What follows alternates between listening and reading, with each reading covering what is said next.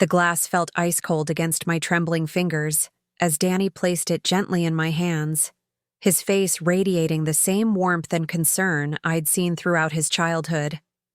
"Here you go, Mom. You need to stay hydrated, especially with this heat wave we're having." His voice carried that familiar tenderness that once melted my heart every time he scraped his knee or had a bad day at school. Before we jump back in, tell us where you're tuning in from, and if this story touches you, make sure you're subscribed, because tomorrow, I've saved something extra special for you. But now, knowing what I'd discovered just 2 hours earlier, hidden beneath a stack of invoices in his home office, that same caring tone made my stomach turn with a sickening dread I'd never experienced before. The life insurance application bore my forged signature in blue ink, requesting a policy worth $750,000. My son, the little boy I'd rocked to sleep through countless fevered nights, had been systematically planning my death. And as he watched me with those concerned brown eyes, asking if I was feeling dizzy again, I realized he might have already started. The morning had started like any other Thursday in Riverside, Oregon. I'd awakened at 5:30 as I had for the past 40 years, even though retirement meant I no longer needed to rush to the pediatric ward at Riverside General Hospital. Old habits die hard, and at 67, I found comfort in the familiar rhythm of early mornings. The coffee maker gurgled to life as I stood at my kitchen window, watching the sun paint the Cascade Mountains in shades of gold and pink. Pine Street was still quiet, with only Mrs. Patterson from next door retrieving her newspaper in her faded blue robe.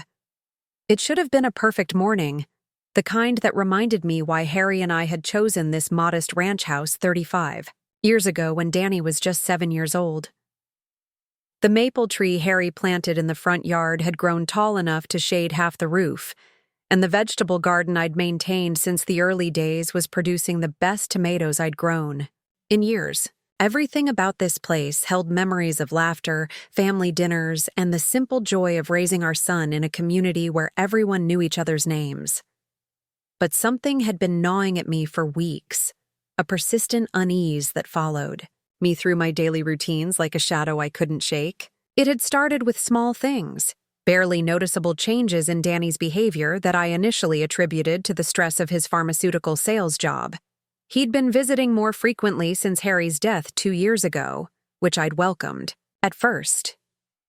After losing my husband of 43 years to a sudden heart attack, the loneliness in our quiet house had become overwhelming at times. Danny's increased attention felt like a blessing initially. He'd call every few days to check on my health, stop by with groceries I hadn't requested, and insist on driving me to doctor appointments even when I assured him I was perfectly capable of driving myself. "Mom, you're getting older," he'd say, with that patient smile. "Let me take care of you the way you took care of me." The sentiment was touching, and I'd felt grateful to have such a devoted son during one of the most difficult periods of my life. However, as weeks turned into months, Danny's concern began to feel less like love and more like surveillance. He'd arrive unannounced, letting himself in with the spare key I'd given him for emergencies, claiming he wanted to make sure I was doing okay. During these visits, he'd ask detailed questions about my daily routines, my medications, my eating habits, and my energy levels. "You seem more tired lately, Mom. Are you sure you're taking your blood pressure medication correctly?" He'd inquire, even though I'd been managing my own medications for decades without incident. The questions became more frequent and more specific. He wanted to know about every doctor visit, every symptom, every change in my routine. When I mentioned feeling slightly dizzy after working in the garden on particularly hot days, he'd spend 20 minutes discussing the dangers of heat stroke in elderly people, emphasizing how quickly things could go wrong at my age. When I coughed during allergy season, he'd suggest chest x-rays and worry aloud about respiratory infections that could become serious complications for someone with my medical history. What disturbed me most was how he'd document these conversations. I'd catch him making notes on his phone while I talked, claiming he wanted to remember everything to discuss with my doctor. But something about the way he'd type quickly while I described perfectly normal aging symptoms made me increasingly uncomfortable. It felt less like a concerned son keeping track of his mother's health, and more like someone building a case file. The shift in his behavior became more pronounced after I'd casually mentioned updating my will with Attorney Morrison downtown. Harry and I had always kept our affairs in order, but his death had necessitated some adjustments to ensure everything would transfer smoothly to Danny when my time came. It was a practical conversation, the kind any responsible adult has after losing a spouse. But Danny's reaction was unexpectedly intense. His eyes had lit up with an almost eager interest that seemed disproportionate to what should have been a routine legal matter. He immediately offered to drive me to the appointment, insisted on being present during the consultation, and asked detailed questions about the timeline for processing estate documents. "We want to make sure everything is handled properly, don't we, Mom?" he'd said, squeezing my shoulder in a way that felt more possessive than comforting. During the meeting with Attorney Morrison, Danny had been unusually vocal about ensuring the will was bulletproof and asking about scenarios where estate processing might be expedited. He inquired about life insurance policies, survivor benefits, and how quickly assets could be liquidated if necessary. Attorney Morrison had given him strange looks throughout the consultation, clearly puzzled by the level of detail Danny was requesting about procedures that typically only became relevant after someone's death. That night, I'd lain awake replaying the meeting in my mind, trying to understand why something about Danny's behavior felt so wrong. The questions he'd asked weren't necessarily inappropriate for someone wanting to understand their inheritance, but the eagerness in his voice, the way he'd leaned forward when discussing asset liquidation, the notes he'd taken throughout the meeting, all of it combined to create an unsettling picture I didn't want to acknowledge. The unease had grown stronger over the following weeks as Danny's visits became even more frequent and his questions more invasive. He'd started bringing up morbid topics with uncomfortable regularity, discussing other elderly people in town who'd passed away unexpectedly, sharing news stories about seniors who'd died from seemingly minor health issues, and repeatedly mentioning how quickly things could change at my age. These conversations always ended with him expressing gratitude that I was still healthy, but emphasizing how important it was to be prepared for anything. Then came the incident with my medication that had truly alarmed me. I'd been taking the same blood pressure medication for 8 years without any issues, but suddenly I began experiencing severe dizziness and nausea that left me barely able to function. The symptoms were unlike anything I'd ever experienced, coming on suddenly and intensely after taking my morning pills. When I called Danny in distress, his response had been oddly calm, almost as if he'd been expecting the call. Instead of expressing concern or suggesting I contact my doctor immediately, he'd offered to come over and assess the situation. He'd arrived within minutes, which seemed impossible given that he lived 20 minutes away in the Maplewood Heights subdivision. When I mentioned calling Dr. Hayes, he'd discouraged it, saying we should wait and see if the symptoms improved on their own. Preparing and narrating this story took us a lot of time, so if you are enjoying it, subscribe to our channel. It means a lot to us. Now back to the story. He'd insisted on staying with me throughout the day, monitoring my condition with an intensity that felt more clinical than caring. The symptoms had persisted for 3 days, during which Danny had been remarkably present and attentive. He'd prepared all my meals, managed my medications, and documented every symptom with meticulous detail. When the dizzy spells finally subsided, he'd seemed almost disappointed rather than relieved. It was then that I'd noticed something that chilled me to the bone. My pill bottle looked different. The tablets inside were the same color and shape as my usual medication, but something about them seemed off in a way I couldn't quite articulate. That weekend, while Danny was visiting with his wife Lisa and their 2 teenagers, Grace and Tyler, I'd excused myself to use the bathroom in his house and had made a discovery that would haunt me for days. His home office door was slightly ajar. And as I passed by, I glimpsed stacks of papers on his desk that caught my attention. Medical journals, insurance brochures, and what appeared to be legal documents were scattered across the surface in a way that suggested recent and frequent consultation.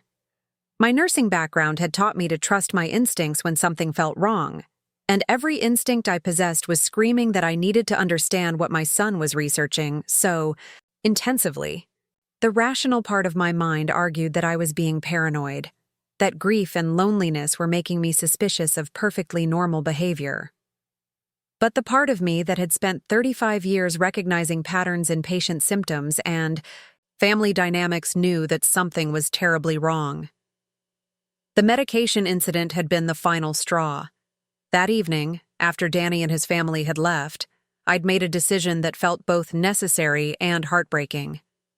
I needed to know what was happening, even if it meant discovering something that would shatter my understanding of the son I'd raised and loved unconditionally. The next morning, I'd driven to Maplewood Heights while Danny was at work, using the spare key he'd given me years earlier for emergencies. Lisa had taken the kids to summer camp and wouldn't be home for hours. The house was quiet and still as I let myself in, my heart pounding with a mixture of guilt and determination. I'd never violated Danny's privacy before, but the growing certainty that my health incidents weren't coincidental had overridden my usual respect for boundaries. If I was wrong, I'd confess my suspicions and apologize for my distrust. If I was right, I needed evidence to protect myself. His home office was exactly as I'd glimpsed it during my previous visit, but now I could examine the documents more thoroughly. Medical textbooks were open to chapters about cardiac events in elderly patients, with highlighted passages about symptoms and timelines. Insurance brochures from multiple companies were marked with sticky notes and calculations in Danny's handwriting. Legal documents discussed estate processing and inheritance timelines with specific attention to scenarios involving sudden death. But it was the manila folder tucked beneath a stack of pharmaceutical sales reports that contained the evidence that confirmed my worst fears. Inside were photocopies of my medical records, somehow obtained without my knowledge or consent. My prescription information, including detailed notes about dosages and potential interactions. Research printouts about medications that could cause dizziness, nausea, and cardiac irregularities when combined with my existing prescriptions. And most damning of all, a completed life insurance application in my name, with my signature forged in blue ink. The application was for $750,000, dated just 3 weeks after Harry's funeral. The beneficiary was listed as Daniel Thompson, with a notation that the policy was being purchased to ensure family financial security following recent spousal loss. The medical information section contained details about my health that were accurate but presented in a way that made me seem more fragile and at risk than I actually was. Had his tears during the eulogy been genuine sorrow or frustration that he'd lost one potential insurance payout and needed to focus his efforts on eliminating the remaining parent? The medication tampering represented a level of premeditation that chilled me to my core. As a retired nurse, I understood exactly how dangerous it was to alter someone's prescriptions without their knowledge. The dizziness and nausea I'd experienced weren't just uncomfortable symptoms. They were warning signs that my body was being systematically poisoned. If I hadn't discovered his plan, how long would Danny have continued increasing the dosages? Until my symptoms became fatal? The carefully documented progression of my declining health suggested he'd been building toward a crescendo that would culminate in what appeared to be natural death from cardiac complications. My medical background allowed me to recognize the sophistication of his approach. The research materials in his office indicated he'd studied drug interactions extensively, learning which combinations would produce symptoms that mimicked common health crises in elderly patients: heart palpitations, severe dizziness, confusion, difficulty breathing. All of these could be induced through medication manipulation while appearing to be natural consequences of aging and grief. A grieving widow suddenly developing cardiac issues would surprise no one, especially if her devoted son had been documenting her declining health for months. The thought of Grace and Tyler witnessing their father systematically poison their grandmother filled me with a protective rage I'd never experienced before. My grandchildren adored me, and I'd spent countless hours helping with homework, attending school events, and creating the kind of memories I'd treasured with Danny during his childhood. Were they meant to watch me deteriorate and die, believing it was natural aging while their father collected $750,000? Would Danny have used my insurance money to fund their college educations, family vacations, or home improvements, all built on the foundation of their grandmother's murder? The violation of trust cut deeper than any physical pain I'd ever endured. For months, I'd welcomed Danny's increased attention as evidence of his love and concern during my vulnerable period of grief. Every visit, every phone call, every gesture of care had been interpreted through the lens of a mother grateful for her son's devotion. The reality that each interaction had been part of a calculated campaign to document my declining health and establish patterns that would support his insurance claim felt like discovering that my entire relationship with my child had been a lie. I found myself questioning memories that stretched back years, wondering when Danny's genuine love had curdled into financial opportunism. Had there been earlier signs I'd missed or rationalized away?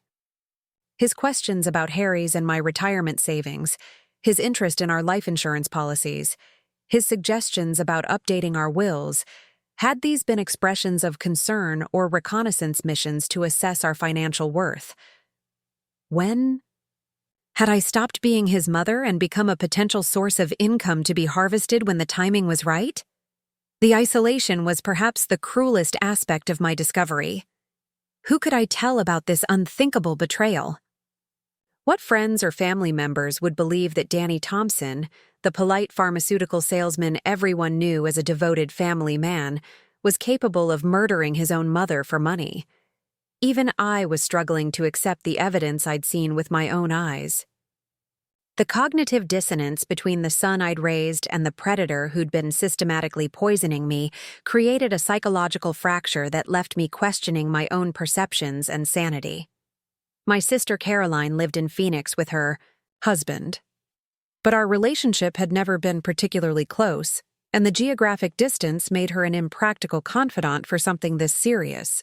The few close friends I'd maintained since retirement were nice women who enjoyed book clubs and gardening conversations, but none of them seemed equipped to handle discussions of insurance fraud and attempted murder. Dr. Hayes had known our family for years and might find Danny's behavior concerning, but would she believe such serious accusations without concrete proof that went beyond forged signatures and suspicious research materials? The legal implications terrified me almost as much as the physical danger. If I reported Danny to the police with my current evidence, would they take my claims seriously or dismiss them as the paranoid delusions of an elderly widow? The forged insurance application was certainly illegal, but proving that he'd been tampering with my medication would require tests and investigations that might alert him to my knowledge before I could protect myself. If Danny discovered that I knew about his plan, would he accelerate his timeline and attempt something more immediately fatal than gradual poisoning? Sleep was impossible as scenarios played through my mind with horrifying clarity. Danny had keys to my house and intimate knowledge of my daily routines. He knew my medical history, my medication schedule, my habits and vulnerabilities. If he realized I'd discovered his plan, eliminating me quickly would become a matter of self-preservation rather than financial gain. A home invasion gone wrong, a fall down the basement stairs, a sudden cardiac event that could be attributed to grief and age. There were countless ways he could make my death appear accidental while destroying any evidence of his systematic planning. The next morning brought no relief from my anxiety, only the grim necessity of appearing normal, while my world had fundamentally shifted overnight. Danny called at his usual time, 8:30 sharp, with his customary cheerful inquiry about my health and plans for the day. Listening to his voice, warm and concerned as always, while knowing what he was truly capable of required acting skills I'd never needed to develop. I managed to sound appropriately grateful for his attention, while declining his offer to stop by with lunch, claiming I had plans to visit with my neighbor Kate Williams. Kate had been a constant presence in our neighborhood for 15 years, a retired elementary school teacher whose husband had passed away around the same time as Harry. We'd grown closer through our shared experience of widowhood, finding comfort in each other's company during the difficult adjustment to living alone. If anyone might understand the complexity of my situation without immediately dismissing my concerns as impossible, it would be Kate. Her background in education had given her experience recognizing troubling patterns in children's behavior, and her natural skepticism about people's motives made her a valuable sounding board for problems that seemed too outrageous to believe. Walking to Kate's house felt surreal, as if I were moving through a world that looked identical to yesterday but operated under completely different rules. The familiar sights of Pine Street, the flowering gardens and well-maintained lawns, the neighbors walking their dogs and collecting mail, all of it seemed to belong to a version of my life where mothers didn't need to fear their own children. How many other families in our quiet community were harboring secrets this dark? How many people I'd known for decades might be capable of unthinkable betrayals behind their pleasant facades? Kate's reaction to my story exceeded my most optimistic expectations. Rather than expressing disbelief or suggesting I might be overreacting, she listened with the focused attention of someone accustomed to recognizing serious problems beneath surface appearances. Her questions were thoughtful and practical, focused on understanding the scope of Danny's planning rather than questioning whether such planning was possible. When I showed her the photographs from my phone, her expression hardened with an anger that matched my own. "Maggie, this isn't just insurance fraud," she said, studying the forged application with the same intensity she'd once brought to grading. "Papers. This is attempted murder with a substantial financial motive. The planning, the research, the systematic documentation. This represents months of premeditation. You're not safe in that house as long as he has access to you." Her validation of my fears was simultaneously comforting and terrifying, confirming that my interpretation of the evidence wasn't the product of paranoid delusions but the logical conclusion of someone familiar with criminal behavior patterns. Kate's suggestion that we contact the police immediately was logical but premature. While the forged insurance application provided evidence of fraud, proving the medication tampering would require drug testing that might not detect whatever substances Danny had been using, especially if he'd been careful to use compounds that metabolized quickly. We needed more evidence, documentation that would make the pattern of his behavior undeniable, even to skeptical investigators who might be reluctant to believe such serious accusations against a seemingly respectable family. Man. Together, we developed a strategy that felt both empowering and dangerous. I would continue to appear normal while secretly documenting every interaction with Danny, recording phone conversations where legally possible, and gathering additional evidence of his fraudulent activities. Kate would serve as my witness and backup, someone who knew the full scope of the situation, and could contact authorities if something happened to me. We established code words and check-in schedules that would allow her to monitor my safety, without alerting Danny to our suspicions. The plan required me to maintain my role as the unsuspecting victim while carefully avoiding any food, drinks, or medications that Danny provided. This meant appearing to take pills he offered while secretly disposing of them, accepting meals while eating as little as possible, and finding excuses to decline his increasing offers of assistance with daily tasks. The deception was exhausting and emotionally draining, requiring constant vigilance to maintain the facade of trust, while protecting myself from someone who knew me intimately enough to detect changes in my behavior. Danny's response to my sudden unavailability was telling in its intensity. When I declined his offer to visit that afternoon, citing plans with Kate, he pressed for details about our activities with unusual persistence. His questions about my energy levels, appetite, and medication schedule became more frequent and specific. as if he were monitoring the effectiveness of his poisoning regimen and adjusting his approach based on my responses. The clinical detachment in his voice when discussing my symptoms reminded me of pharmaceutical sales presentations rather than familial concern. The weekend brought an escalation that confirmed my worst fears about Danny's timeline and intentions. He arrived Saturday morning unannounced, letting himself in with his spare key, despite my growing discomfort with his unrestricted access to my home. His demeanor was different, more urgent and less patient than his usual careful manipulation. He'd brought a container of homemade soup from Lisa, along with a new prescription he claimed Dr. Hayes had called in to help with my increasing dizzy spells. The prescription bottle looked legitimate, complete with pharmacy labels and Dr. Hayes's information, but something about it triggered my nursing instincts. The medication name was unfamiliar, and the dosage instructions seemed unusually complex for a simple treatment. When I mentioned wanting to call Dr. Hayes to discuss the new prescription, Danny's reaction was swift and concerning. He insisted the medication was time-sensitive and needed to be started immediately to prevent my symptoms from worsening, claiming that Dr. Hayes had specifically requested that I begin the treatment before our next appointment. His insistence on watching me take the first dose set off every alarm bell in my head. Under the pretense of needing water, I excused myself to the kitchen and managed to palm the pills while appearing to swallow them. Danny's satisfied expression when I returned suggested he believed his latest poisoning attempt had been successful.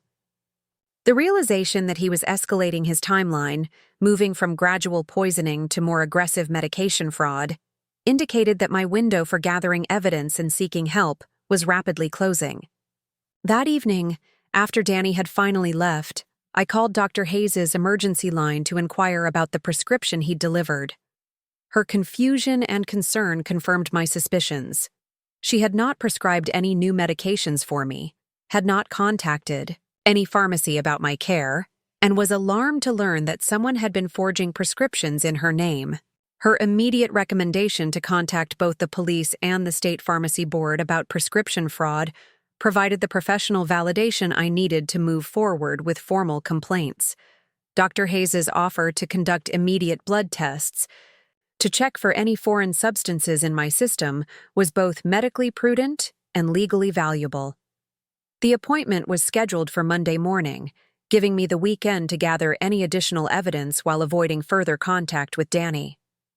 Her promise to document everything carefully and provide whatever medical testimony might be needed for legal proceedings gave me hope that the systematic poisoning could be proven even if the physical evidence was minimal.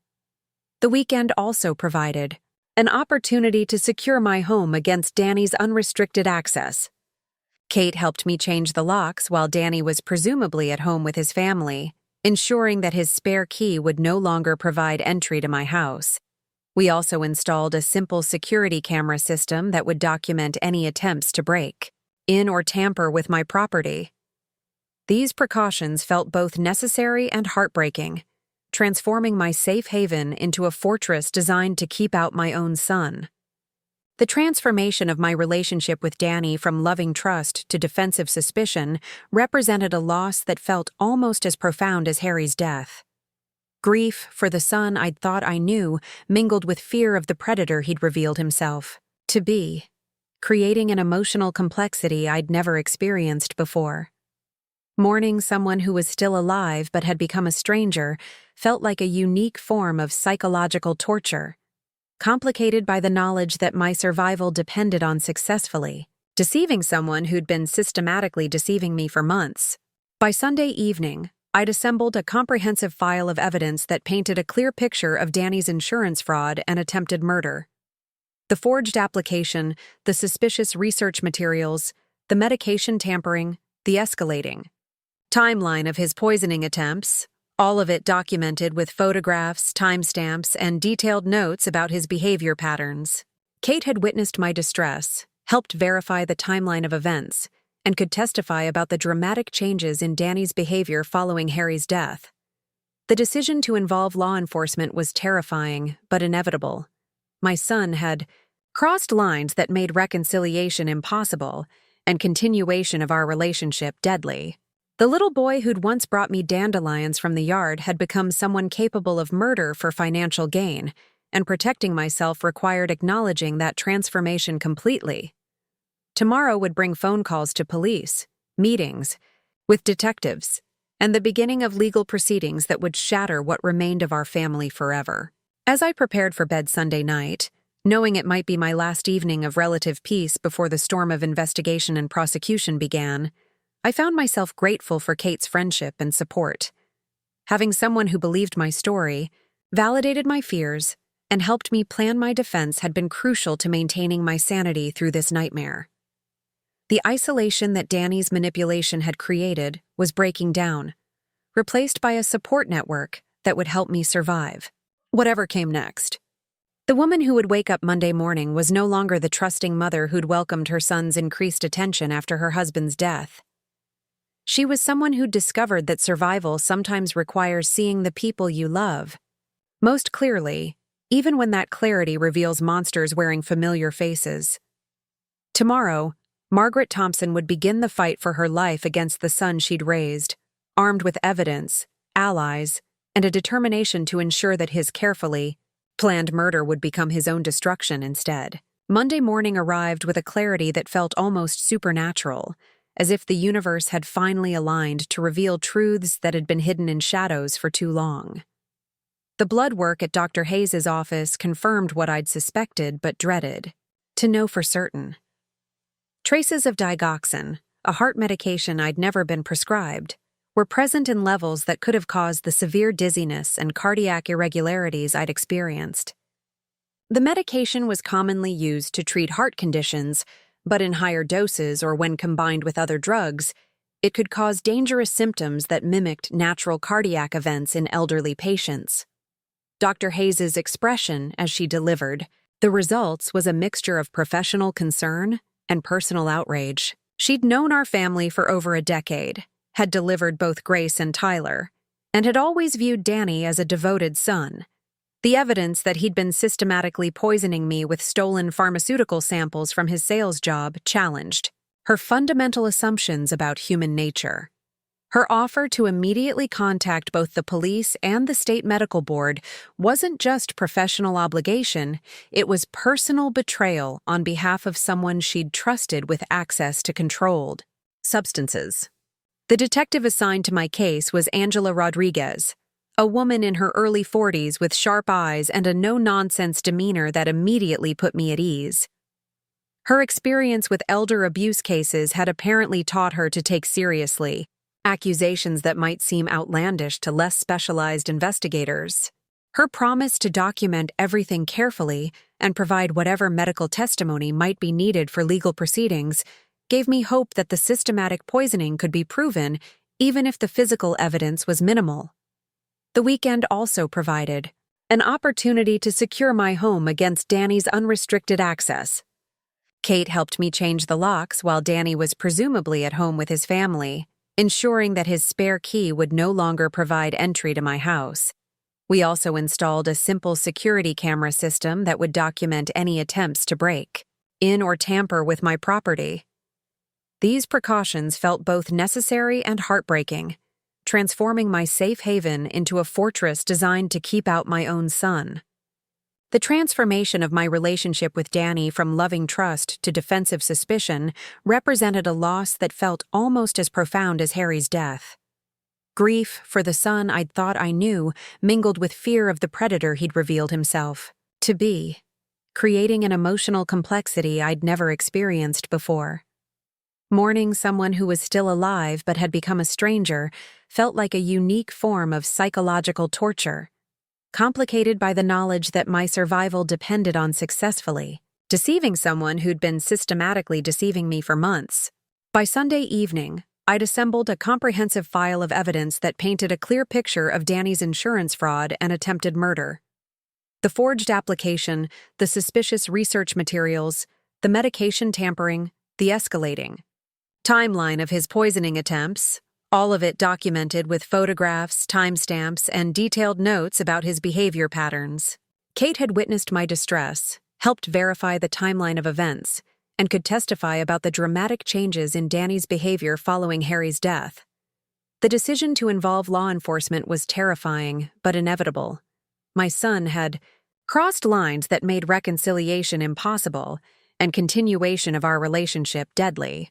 The little boy who'd once brought me dandelions from the yard had become someone capable of murder for financial gain, and protecting myself required acknowledging that transformation completely. Tomorrow would bring phone calls to police, meetings with detectives, and the beginning of legal proceedings that would shatter what remained of our family forever. As I prepared for bed Sunday night, knowing it might be my last evening of relative peace before the storm of investigation and prosecution began, I found myself grateful for Kate's friendship and support. Having someone who believed my story, validated my fears, and helped me plan my defense had been crucial to maintaining my sanity through this nightmare. The isolation that Danny's manipulation had created was breaking down, replaced by a support network that would help me survive, whatever came next. The woman who would wake up Monday morning was no longer the trusting mother who'd welcomed her son's increased attention after her husband's death.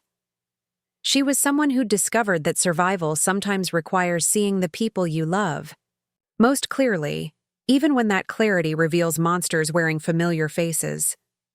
Tomorrow, Margaret Thompson would begin the fight for her life against the son she'd raised, armed with evidence, allies, and a determination to ensure that his carefully planned murder would become his own destruction instead. Monday morning arrived with a clarity that felt almost supernatural, as if the universe had finally aligned to reveal truths that had been hidden in shadows for too long. The blood work at Dr. Hayes's office confirmed what I'd suspected but dreaded to know for certain. Traces of digoxin, a heart medication I'd never been prescribed, were present in levels that could have caused the severe dizziness and cardiac irregularities I'd experienced. The medication was commonly used to treat heart conditions, but in higher doses or when combined with other drugs, it could cause dangerous symptoms that mimicked natural cardiac events in elderly patients. Dr. Hayes's expression as she delivered the results was a mixture of professional concern and personal outrage. She'd known our family for over a decade, had delivered both Grace and Tyler, and had always viewed Danny as a devoted son. The evidence that he'd been systematically poisoning me with stolen pharmaceutical samples from his sales job challenged her fundamental assumptions about human nature. Her offer to immediately contact both the police and the state medical board wasn't just professional obligation, it was personal betrayal on behalf of someone she'd trusted with access to controlled substances. The detective assigned to my case was Angela Rodriguez, a woman in her early 40s with sharp eyes and a no-nonsense demeanor that immediately put me at ease. Her experience with elder abuse cases had apparently taught her to take seriously accusations that might seem outlandish to less specialized investigators. When I spread out my photographs and documentation across her desk, she studied each piece of evidence with the focused attention of someone accustomed to building cases against perpetrators who assumed their crimes would never be discovered. Detective Rodriguez's questions were thorough and professional, designed to establish timeline, motive, and opportunity without making me feel like I was being interrogated about my own son's criminal behavior. Her validation of my evidence and her immediate recognition of the sophistication involved in Danny's planning provided the official confirmation I'd needed that my fears were grounded in reality rather than paranoid delusions. The forged insurance application alone constituted multiple felonies, but combined with the medication tampering and the systematic documentation of my fabricated health decline, it represented a level of premeditation that elevated the charges to attempted murder. The revelation that insurance fraud cases often involved family members didn't surprise Detective Rodriguez, but the methodical nature of Danny's approach impressed her with its calculated cruelty. Most insurance fraudsters were opportunistic, taking advantage of accidents or existing health conditions to inflate claims. Danny's systematic creation of health problems, his careful documentation of symptoms he'd artificially induced, and his long-term planning demonstrated a level of patience and premeditation that made him particularly dangerous. The legal process moved more quickly than I'd anticipated, largely due to the clear documentation I'd gathered and Dr. Hayes' immediate cooperation with the investigation. The pharmacy board's review of Danny's access to controlled substances revealed a pattern of irregularities that corroborated the theory that he'd been stealing medication samples to use in his poisoning scheme.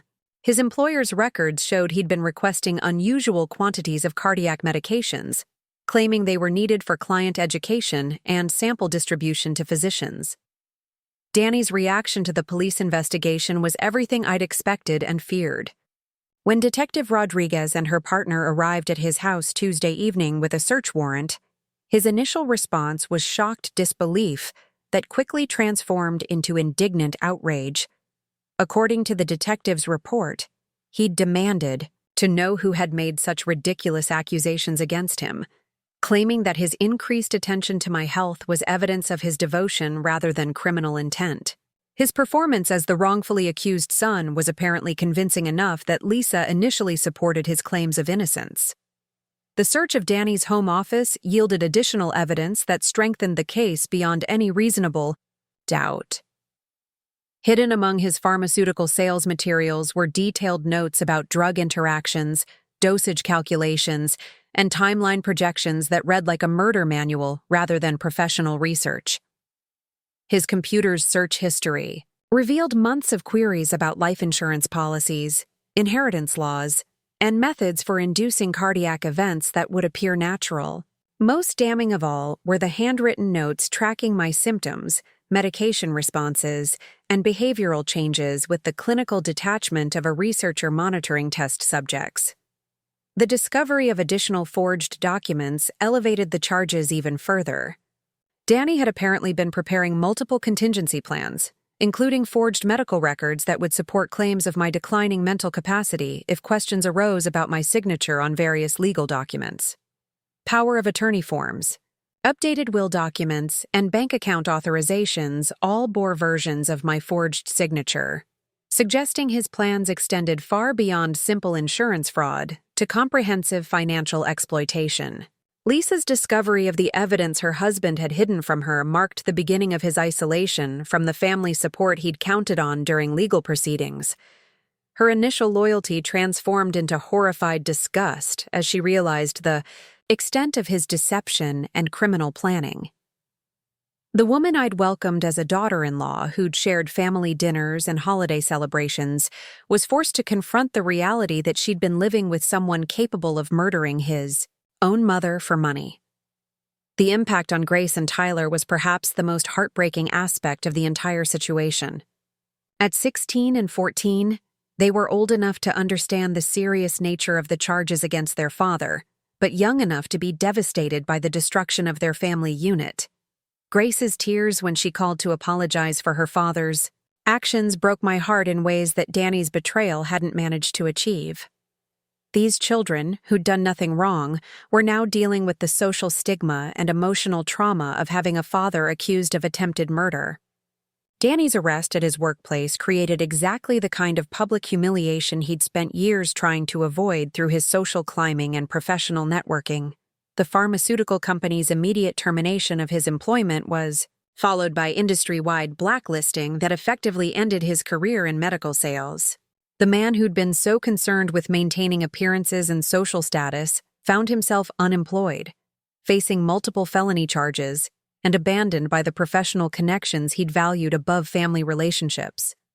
The bail hearing revealed the depth of Danny's financial desperation that had motivated his murderous scheme. Despite his middle-class lifestyle and apparent success, he'd accumulated significant debt through poor investment decisions and lifestyle inflation that exceeded his actual income.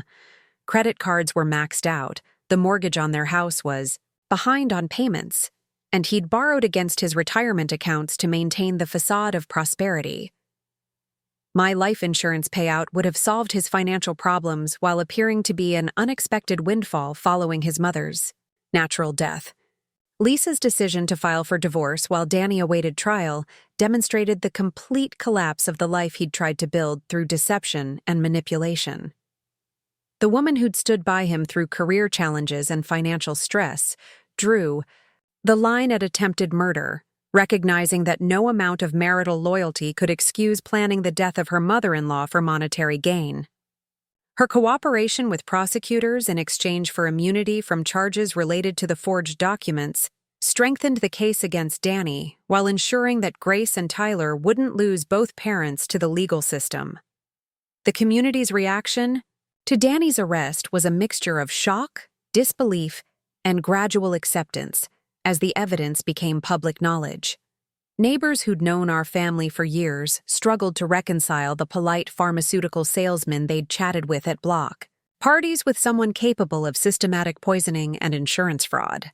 The revelation that such calculated evil could exist behind a facade of suburban normalcy forced everyone to question their assumptions about the people they thought they knew. My own transformation during this period was as dramatic as the legal proceedings surrounding Danny's case. The fearful, confused woman who discovered her son's betrayal had evolved into someone determined to see justice served regardless of the personal cost.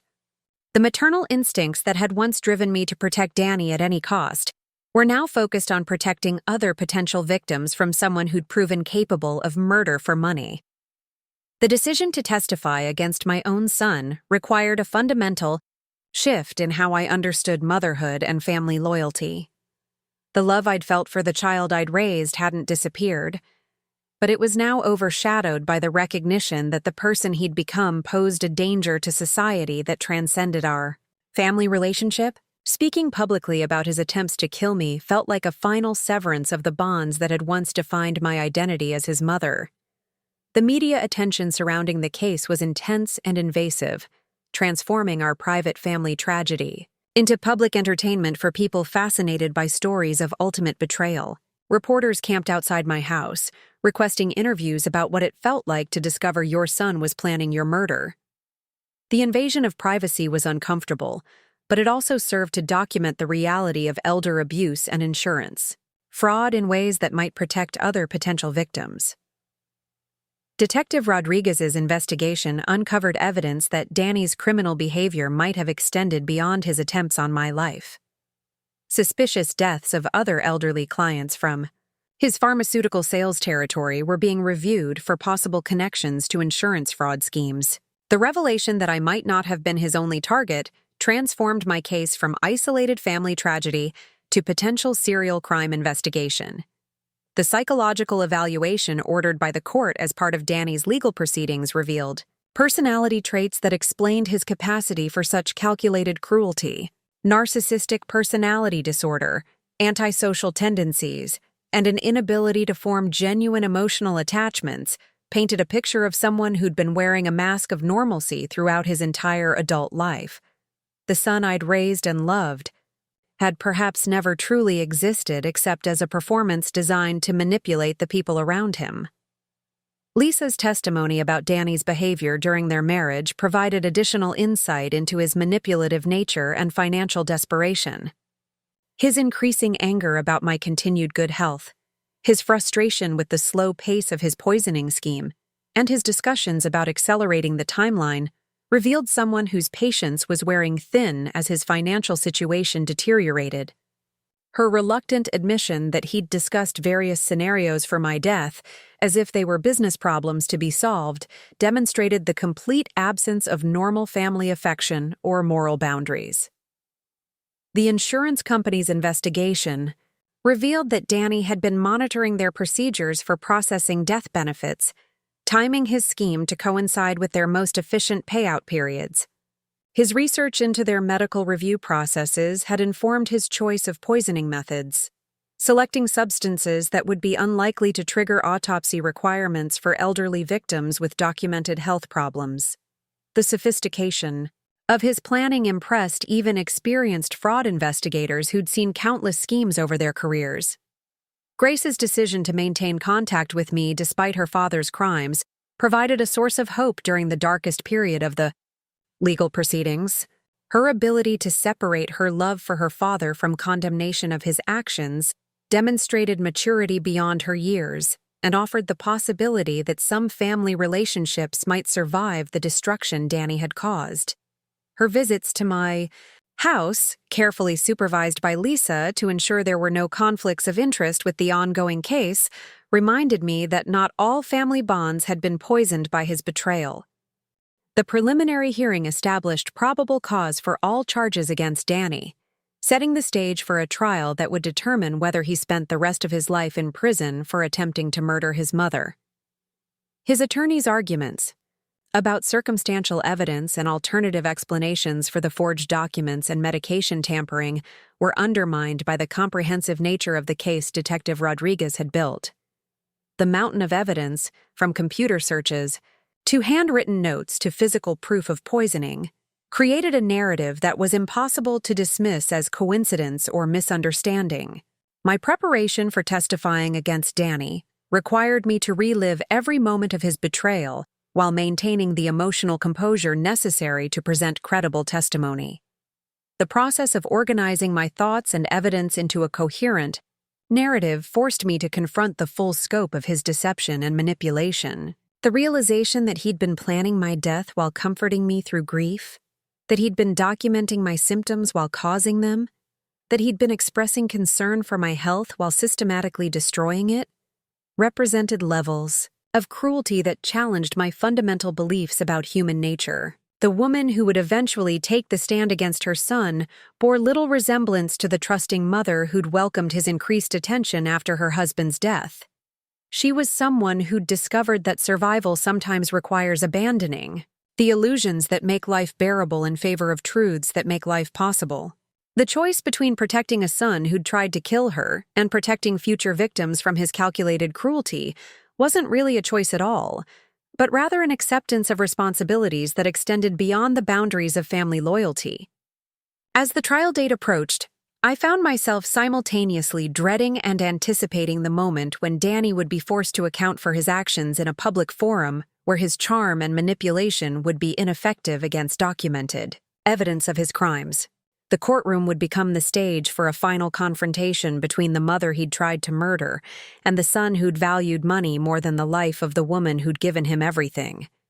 Justice would finally be served, but the cost of that justice would be the complete destruction of what had once been the most important relationship in both our lives.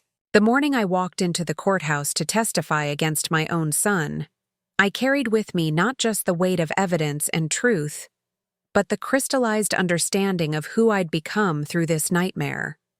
The woman entering that building was no longer the grieving widow who'd gratefully accepted her son's increased attention, nor the confused victim who'd initially doubted her own perceptions. She was someone who'd been forged in the fire of ultimate betrayal and emerged with a strength she'd never known she possessed.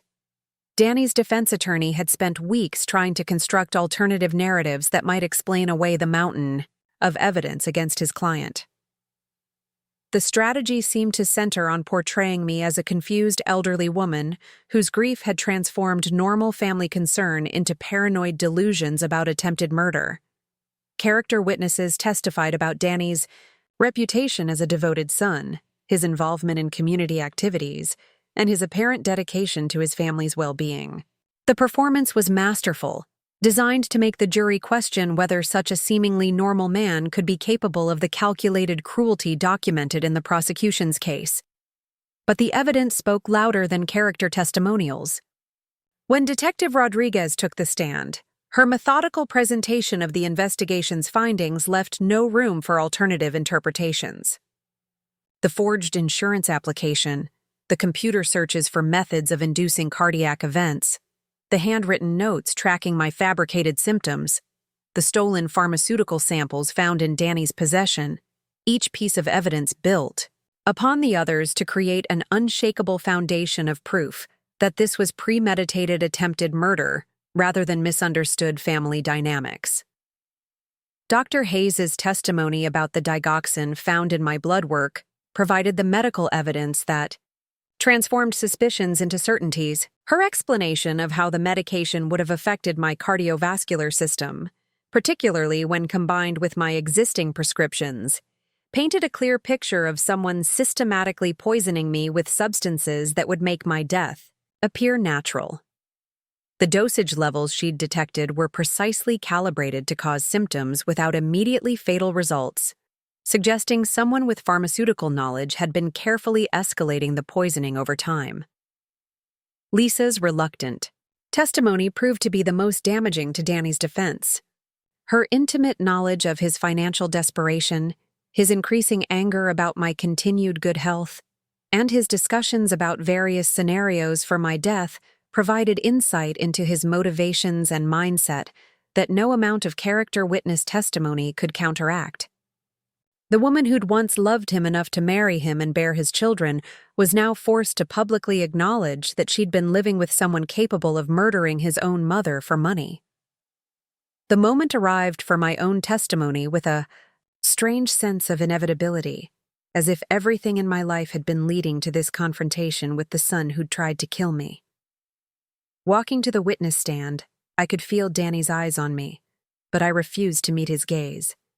The man sitting at the defense table bore a physical resemblance to the child I'd raised, but I knew now that any emotional connection between us had been severed the moment he'd decided my death was worth more than my life. My voice remained, steady as I recounted the timeline of Danny's deception, from his increased attention after Harry's death through my discovery of his insurance fraud and poisoning scheme. The prosecutor's questions guided me through each phase of his manipulation, allowing me to describe not just what had happened, but how it had felt to realize that someone I'd loved unconditionally was systematically planning my murder. The emotional impact of my testimony was evident in the jury's faces, several of whom were visibly disturbed by the detailed account of such intimate betrayal. Danny's attorney's cross-examination attempted to portray my accusations as the misinterpretations of a grieving woman whose judgment had been compromised by loss and age.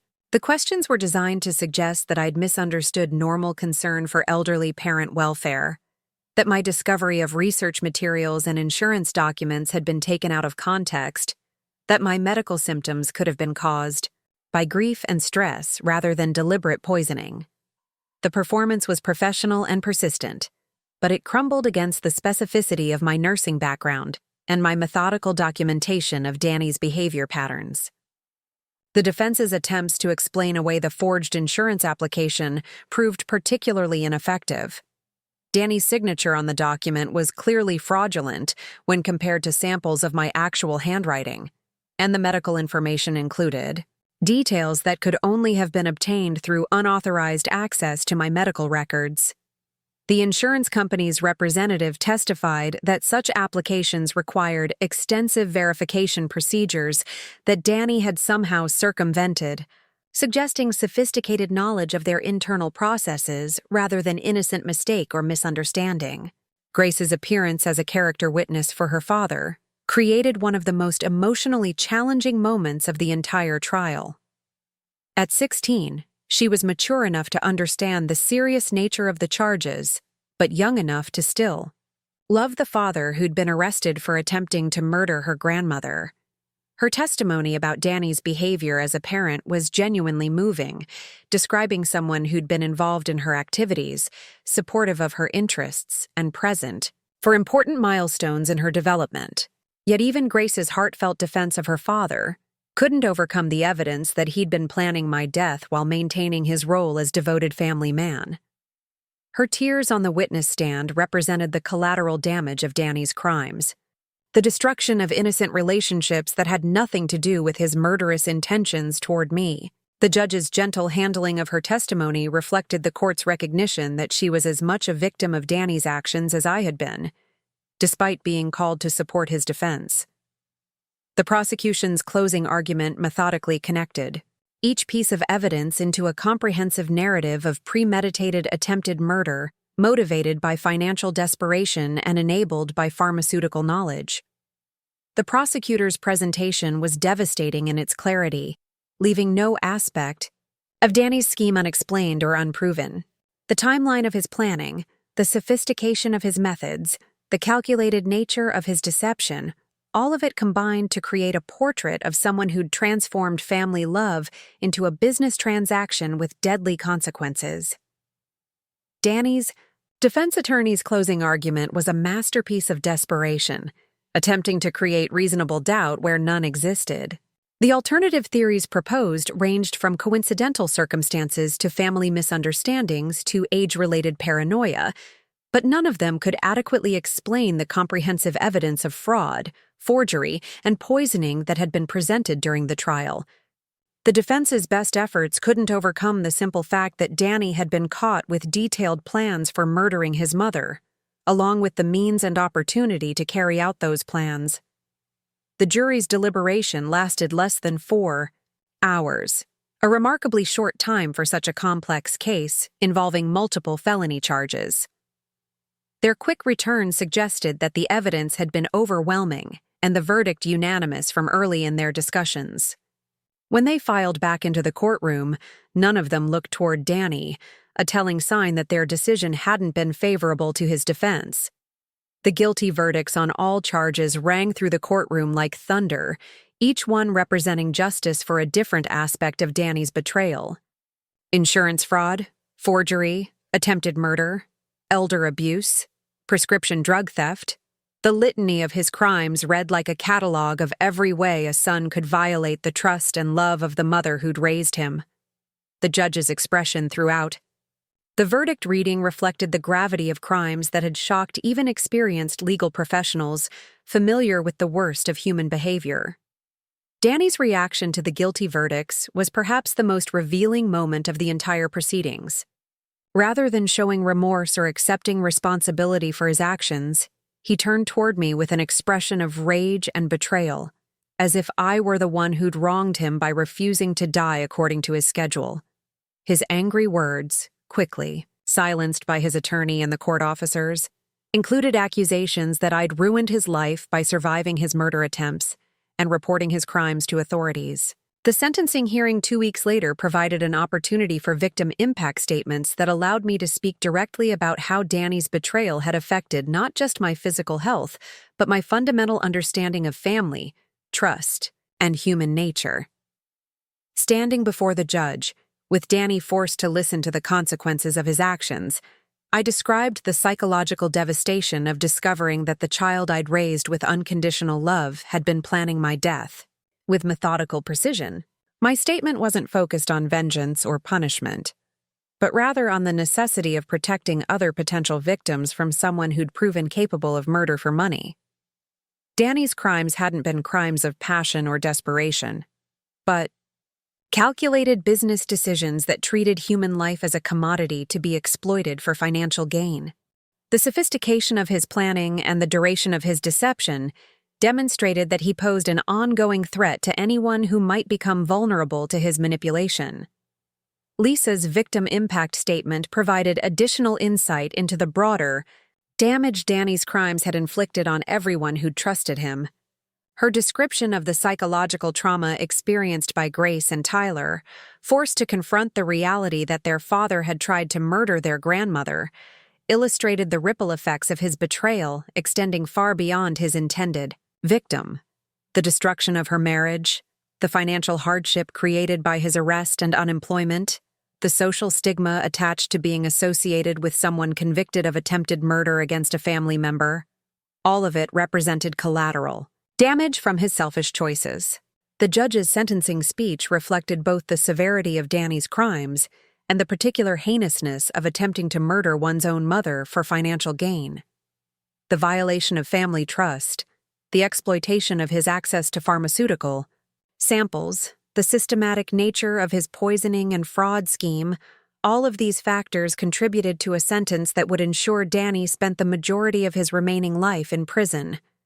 25 years to life with no possibility of parole for 15 years meant that he would be in his late 50s before even being eligible for release consideration. The reaction from Grace and Tyler to their father's sentencing was heartbreaking in its complexity. While they understood intellectually that he'd committed serious crimes that deserved punishment, emotionally, they were still children who'd lost their father to his own criminal choices. Their struggle to reconcile love for the parent they'd known with condemnation of the actions he'd taken represented the ongoing trauma that would require years of counseling and support to resolve. Danny's removal from the courtroom in shackles marked the end of one chapter in this nightmare, but not the resolution of all its consequences. The man who'd once been the center of my world as his proud mother was now someone I'd never see again outside of a prison setting. and even those visits seemed unlikely given the complete destruction of trust between us. The finality of his sentence brought justice but not peace, punishment but not healing for the wounds his betrayal had inflicted. The civil lawsuit against the insurance company that had processed Danny's fraudulent application proceeded separately from the criminal case, focusing on their failure to detect obvious signs of fraud and their inadequate verification procedures. The settlement from that case provided financial resources for Grace and Tyler's future education and counseling, ensuring that Danny's crimes wouldn't destroy their opportunities for building healthy, productive lives despite the trauma they'd experienced. Kate's unwavering support throughout the investigation and trial had been instrumental in maintaining my sanity and resolve during the darkest periods of this ordeal. Her friendship had provided the external validation I'd needed when Danny's manipulation had made me question my own perceptions and judgments. The strength I'd found through her encouragement and practical assistance had transformed me from victim to survivor to someone capable of protecting others from similar predators. The media attention surrounding the case had gradually shifted, from sensationalized coverage of family betrayal to more serious discussions about elder abuse, insurance fraud, and the warning signs that might help other potential victims recognize similar schemes before they became fatal. My decision to speak publicly about the experience, despite the personal cost and invasion of privacy, had been motivated by the hope that sharing my story might save other families from experiencing similar betrayals. The woman who walked out of that courtroom after Danny's sentencing bore little resemblance to the one who'd first accepted that glass of water with a trusting smile.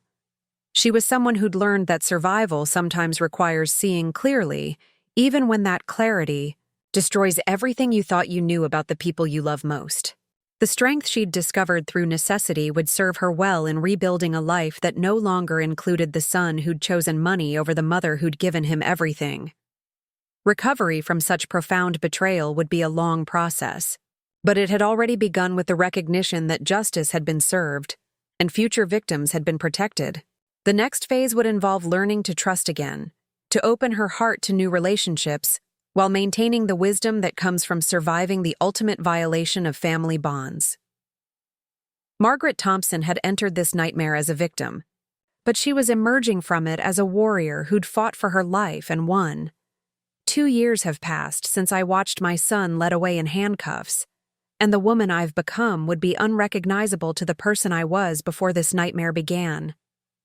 The house on Pine Street remains the same physically, but every corner holds different memories now. The kitchen where Danny once handed me that glass of water with his practiced smile has been completely remodeled, not because I needed the upgrade, but because I needed to erase the space where I'd almost died from trusting the wrong person. The transformation hasn't been about forgetting what happened, but rather about integrating the lessons learned from surviving something that should have destroyed me. Kate often jokes that I've become the neighborhood's unofficial guardian angel, the person other elderly residents call when they have concerns about family members or caregivers who seem too interested in their finances. My experience with manipulation and elder abuse has created an expertise I never wanted, but now use to protect others from similar predators. The speaking engagements began about 6 months after Danny's sentencing, when a local senior center asked me to share my story as part of their safety awareness program. Standing before that first audience of 25 elderly residents, I discovered that my nightmare had given me a platform to prevent others from experiencing similar betrayals. The questions they asked revealed how common it was for families to exploit their elderly members, though rarely with the systematic precision Danny had employed. Dr. Patricia Hayes has become more than my physician during these past 2 years. She's developed protocols for her practice to identify potential medication tampering and has trained her staff to recognize signs of elder abuse that might indicate financial exploitation. Our collaboration on these safety measures has created screening procedures that several other medical practices in the region have adopted, potentially saving lives by catching dangerous situations before they become fatal. Detective Angela Rodriguez checks on me regularly, not because she suspects ongoing danger, but because our professional relationship evolved into genuine friendship through shared recognition of how rare it is to build such a comprehensive case against someone skilled in manipulation. Her insights into criminal psychology helped me understand that Danny's capacity for such calculated cruelty wasn't something I'd failed to recognize as his mother, but rather something he'd deliberately hidden from everyone who might have intervened. The relationship with Grace and Tyler has been the most complex aspect of my recovery. Lisa's decision to maintain contact between the children and me, despite the circumstances of their father's imprisonment, demonstrated remarkable wisdom about the importance of preserving family connections that weren't tainted by Danny's crimes. These relationships required careful navigation to avoid putting the children in positions where they felt forced to choose between loyalty to their father and affection for their grandmother. Grace, now 18 and preparing for college, has shown remarkable resilience in processing the trauma of her father's betrayal. Her decision to study psychology seems directly related to her desire to understand how someone she'd loved and trusted could be capable of such calculated cruelty toward a family member. Our conversations about her father are honest but careful, acknowledging the reality of his crimes while respecting her need to preserve some positive memories of their relationship before his arrest. Tyler, at 16, has struggled more visibly with anger and confusion about his father's actions. His questions about whether Danny had ever truly loved our family, whether their entire childhood had been built on lies, whether he might inherit some predisposition towards similar behavior, all reflected the psychological complexity of being the child of someone convicted of attempting to murder a grandparent. The counseling he's received has been crucial in helping him separate his father's choices from his own identity and potential. Lisa's strength throughout this ordeal has been remarkable to witness. The woman who'd married Danny, believing she was building a life with someone devoted to family values, found herself facing the reality that her husband had been planning to murder his mother for money. Her decision to divorce him wasn't just about self-preservation, but about protecting her children from ongoing association with someone whose moral compass had proven so fundamentally broken. The financial settlement from the insurance company's negligence in processing Danny's fraudulent application provided resources that Lisa used to relocate with the children to a different state, giving them space to heal away from the constant reminders of their father's crimes. The Educational Trust Fund established for Grace and Tyler ensures that Danny's actions won't limit their opportunities for building successful, independent lives despite the trauma they've experienced.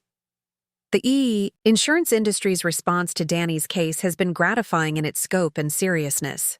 The investigative report published by the National Insurance Fraud Bureau used his scheme as a case study in sophisticated fraud detection, leading to enhanced verification procedures that have prevented similar applications from being approved. The reforms implemented as a result of the publicity surrounding his conviction have potentially saved countless lives by making it more difficult for family members to profit from the deaths of their relatives. My involvement with the Elder Abuse Prevention Network has connected me with other survivors of family financial exploitation, creating a support community of people who understand the unique trauma of being betrayed by someone who was supposed to love and protect them. The shared experiences, while heartbreaking in their variety, have also provided healing through recognition that survival is possible, even after the most profound violations of trust. The book I wrote about my experience, titled The Glass of Water, A Mother's Survival Story, was published last year and has become required reading in several social work and nursing programs. The detailed account of how to recognize the warning signs of elder abuse and financial exploitation has generated correspondence from readers who identified similar patterns in their own families and were able to protect themselves or their loved ones from potential harm. Harry's memory has played an unexpected role in my healing process. In the quiet moments when grief and anger threatened to overwhelm me, I found myself asking what my husband would have advised about moving forward after such betrayal. His practical wisdom and unwavering moral compass provided guidance even in his absence, reminding me that the choice between bitterness and healing was mine to make regardless of what others had done to me. The garden Harry planted has become my primary therapy, the physical act of nurturing growth from soil providing, metaphor and healing for the process of building new life from the destruction Danny had caused. The tomatoes that grow there now are descendants of the plants Harry started decades ago, representing continuity and resilience that transcend the temporary presence of people who choose to cause harm rather than contribute to the beauty of the world. Attorney Morrison has become not just my legal counsel, but a trusted advisor who helps me navigate the ongoing consequences of Danny's actions. The victim impact statements I provide for his parole hearings, which won't begin for another 13 years, serve as reminders to the parole board about the calculated nature of his crimes and the ongoing threat he might pose to other vulnerable individuals if released. The correspondence I receive from other families dealing with similar betrayals has been both heartbreaking and inspiring. Parents whose adult children have attempted to exploit them financially, spouses who've discovered their partners were planning their deaths for insurance money, elderly individuals whose caregivers were systematically stealing from them while providing necessary services. All of these stories remind me that my experience, while extreme, wasn't unique in its basic elements of trust betrayed for financial gain. The security measures I've maintained around my home and daily routines aren't born from ongoing fear of Danny, who remains safely imprisoned, but from recognition that predators often work in patterns and that someone who'd been close enough to him to learn his methods might attempt similar schemes. The cameras, the changed locks, the careful attention to who has access to my medical information and financial accounts. All of these precautions represent wisdom gained through painful experience rather than paranoia. Kate's friendship has evolved into something resembling sisterhood, bound together by shared experience of helping me survive something that could have destroyed me completely. Her presence during the darkest moments of discovery and legal proceedings created a foundation of trust that has supported my healing and growth into someone stronger than I'd ever imagined possible. Our daily walks and weekly coffee meetings provide stability and joy that remind me life contains beauty, despite the evil that some people choose to embrace. The volunteer work I do with Adult Protective Services has given purpose to the knowledge I gained through Danny's betrayal. The ability to recognize sophisticated manipulation tactics, to identify the subtle signs of financial exploitation, to understand how predators use family relationships to access vulnerable victims. All of this expertise helps social workers and law enforcement officers build cases that protect people who might otherwise become victims of schemes similar to what Danny had planned for me. The peace I've found isn't the absence of pain or anger, but rather the integration of those emotions into a life that has meaning beyond what was done to me. The woman who once defined herself primarily as Danny's mother has discovered an identity, rooted in survival, service, and the protection of others who face similar dangers. The strength that emerged from necessity has become a permanent part of who I am, someone who refuses to be defined by victimhood, even while acknowledging the reality of what was attempted against me. Grace's graduation from high school last month provided an opportunity to celebrate new beginnings and the resilience of young people who refuse to be defined by their parents' choices. Her acceptance to several excellent universities, funded by the educational trust established with the insurance settlement, represents hope that the next generation can build lives of integrity and purpose despite the trauma they've witnessed. The letter I wrote to Danny last Christmas, which I ultimately decided not to send, contained thoughts about forgiveness that surprised me with their complexity. The forgiveness isn't for his benefit, but for mine, representing a choice to release the anger that could consume me if I allowed it to define my future. Forgiving doesn't mean forgetting or minimizing the severity of his crimes, but rather choosing healing over hatred for my own well-being. The story that began with a glass of water offered with false concern has become something larger than one family's tragedy. It's become a cautionary tale about the importance of trusting instincts, documenting suspicious behavior, and seeking help when someone we love begins acting in ways that seem designed to exploit rather than protect us. The nightmare that nearly killed me has been transformed into knowledge that might save others from similar fates. Standing in my remodeled kitchen this morning, preparing coffee in the quiet hours before dawn, I reflected on the journey from victim to survivor to someone who helps others recognize and escape dangerous situations. The woman who once accepted that glass of water with trusting gratitude has become someone who questions motives, documents interactions, and maintains the healthy skepticism necessary to protect herself and others from predators who use love as a weapon. The future stretches ahead with possibilities that were nearly stolen from me by someone who saw my death as the solution to his financial problems. Each day I wake up healthy and safe represents a victory over the son who planned my murder. But more importantly, it represents an opportunity to use the strength gained through survival to make the world safer for other vulnerable people who deserve to live without fear of those who claim to love them. Up next, you've got 2 more standout stories right on your screen. If this one hit the mark, you won't want to pass these up. Just click and check them out.